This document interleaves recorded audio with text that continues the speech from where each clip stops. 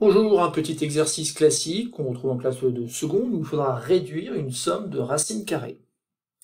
Dans cet exercice, où bien sûr on laissera la calculatrice de côté, il faudra donc réduire des expressions où, bien sûr, il y a à plusieurs reprises des racines carrées. Donc je vous laisse découvrir un petit peu l'énoncé. Donc si vous connaissez la méthode, vous pouvez dès à présent appuyer sur pause et donc essayer de faire cet exercice où à la fin, bien sûr, il doit n'y avoir plus qu'une seule racine carrée. Sinon, on va découvrir ensemble donc comment cela fonctionne. Donc pour cela, on va regarder un petit peu l'expression qu'on trouve petit a, où on a 5 racines carrées de 3 plus 2 racines carrées de 3.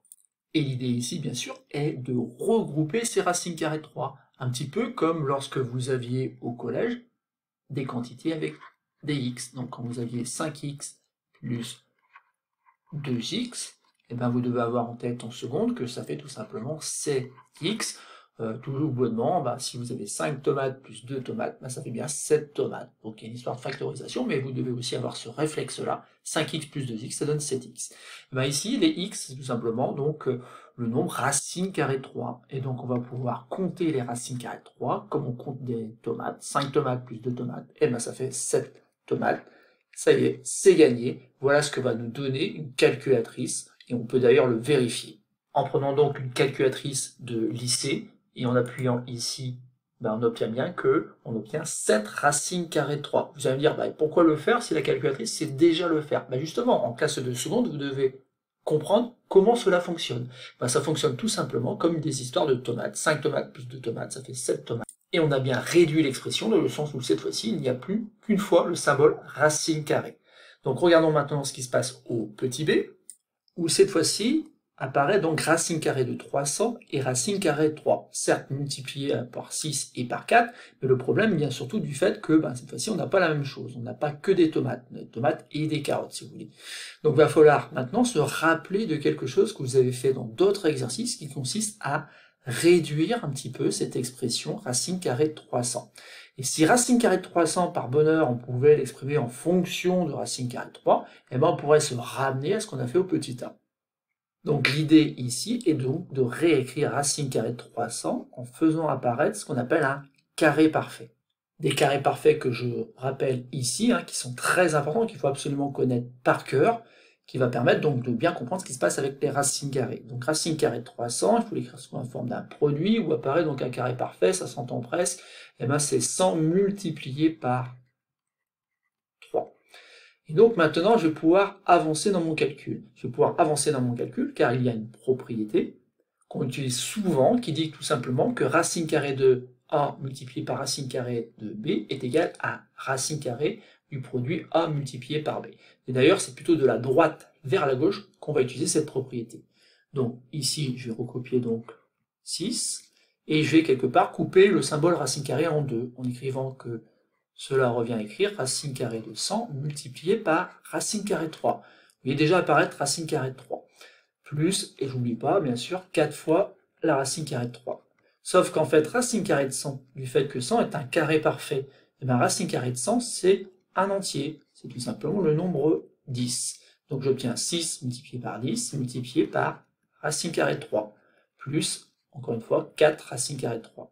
Sauf que 6 multiplié par 10, ça fait, et ça fera toujours 60, donc j'ai bien 60 racine carrée de 3, plus 4 racine carrée de 3, qui donne donc 64 racine carrée de 3, puisque à cette étape-là, je peux regrouper mes tomates, je peux regrouper mes racines carrées de 3.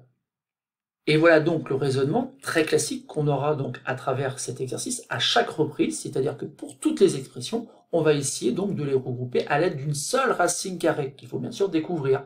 Donc dans le petit c, il va falloir découvrir en fonction de quelle racine carrée on peut exprimer donc à chaque fois racine carrée de 5, racine carrée de 45 ou encore racine carrée de 180.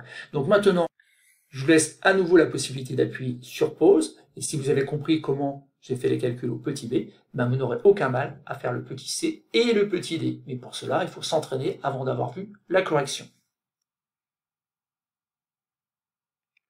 Vérifions maintenant ensemble que vous avez bien compris comment cela fonctionne. Donc on a une expression que j'ai recopiée ici, où apparaît donc racine carrée de 5, racine carrée de 45 ou racine carrée de 180. Donc l'idée, bien sûr, c'est de repérer un petit peu la racine carrée pour laquelle le nombre est plus petit, donc ici racine carrée de 5, et de se demander si racine carrée de 45, on ne pourrait pas faire la même chose que ce qu'on a fait avec racine carrée de 300, autrement dit, exprimer racine carrée de 45 en fonction de racine carrée de 5. Et ensuite, on fera la même chose avec racine carrée de 180, qu'on essaiera d'exprimer en fonction de racine carrée de 5. Sauf que de toute façon, si vous avez bien en tête ce qu'il faut faire, vous doutez bien qu'il n'y a pas d'autre façon que d'exprimer en fonction de racine carrée de 5, parce qu'on ne peut pas ajouter des tomates et des carottes, il faut qu'il y ait que des tomates, et donc ici que des racines carrées de 5. C'est donc pour cela que j'ai recopié ici des choses, donc 5 racines carrées de 5, après moins 2 multiplié par une racine carrée dans laquelle j'ai déjà mis le signe multiplié, et d'ailleurs là je peux faire un peu plus parce qu'on a dit que ça devait fonctionner en fonction de racine carrée de 5, ça veut dire que forcément il y a un 5 ici. De la même façon, ici il y a encore un 5. Et ensuite, il suffit tout simplement de se poser la question, combien de fois 5 dans 45? Ça tombe bien, on a appris les tables, et on sait que ça fait 9 fois. 9 multiplié par 5 donne bien 45, et ce qui est intéressant, c'est surtout que ce 9-là, eh ben, c'est bien un carré parfait. Donc on va pouvoir utiliser la propriété qui est ici. De la même façon, même si c'est peut-être un peu moins évident, eh ben, 180, on va pouvoir l'écrire avec un produit où apparaît donc le facteur 5. Combien de fois 5 dans 180? On cherche un petit peu, puis on finit par trouver 36. Et là, à 36, c'est pas mal aussi. 36, c'est un carré parfait. Ça veut dire que ça y est, on peut avancer, et on peut écrire que l'expression précédente se réécrit 5 racine carrée de 5, moins 2 multiplié par racine carrée de 9, multiplié par racine carrée de 5, plus racine carrée de 36, multiplié par racine carrée de 5. Ça y est, ça va fonctionner, puisqu'en fait, racine carrée de 9, tout comme racine carrée de 36, on va pouvoir les écrire plus simplement. Donc on a 5 racine carrée de 5, moins 2, multiplié par tout simplement 3, racine carrée de 9, c'est bien égal à 3, multiplié par racine carrée de 5, plus 6 racine carrée de 5. Et donc on a 5 racines carrées de 5, moins 6 racines carrées de 5, plus 6 racines carrées de 5, et en plus, ici, dans ce calcul-là, on a deux termes qui s'annulent, moins 6 racine carrée de 5, plus 6 racine carrée de 5, ça s'annule, et en tout et pour tout, il nous reste donc 5 racines carrées de 5. Ce résultat-là, bien sûr, on pourrait le vérifier à la calculatrice, mais ici, il faut faire confiance, ça fonctionne bien, et surtout, on va pouvoir passer donc au petit d.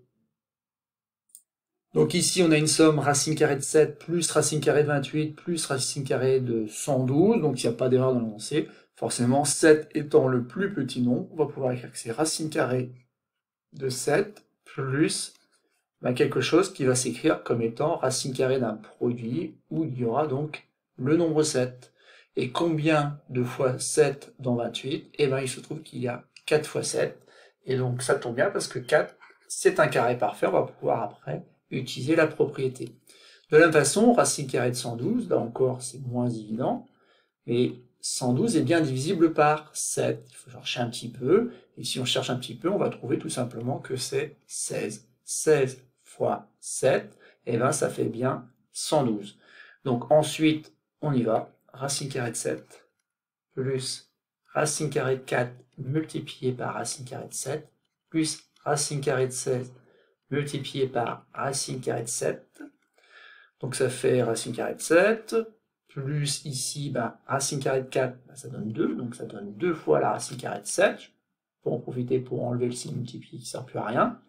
Plus ici, racine carrée de 16, mais qui va donner 4, et donc on a 4 racine carrée de 7. Alors c'est presque terminé, sauf qu'attention, ici, ne commettez pas une erreur sur la dernière étape, il faut compter le nombre de tomates ou de racine carrée de 7 ici, et il y en a 4 ici, certes, 2 là, mais il ne faut pas oublier qu'ici, devant la racine carrée de 7, il y a bien un 1, ce qui fait qu'au total, il y a 7 fois la racine carrée de 7. Donc le résultat attendu ici, c'est 7 multiplié par racine carrée de 7, puisqu'encore une fois ici, racine carrée de 7, là, ça correspond à une racine carrée de 7. Et c'est donc terminé pour ce petit exercice très classique, dans lequel on a vu comment on pouvait réduire une expression qui comportait plusieurs fois des racines carrées.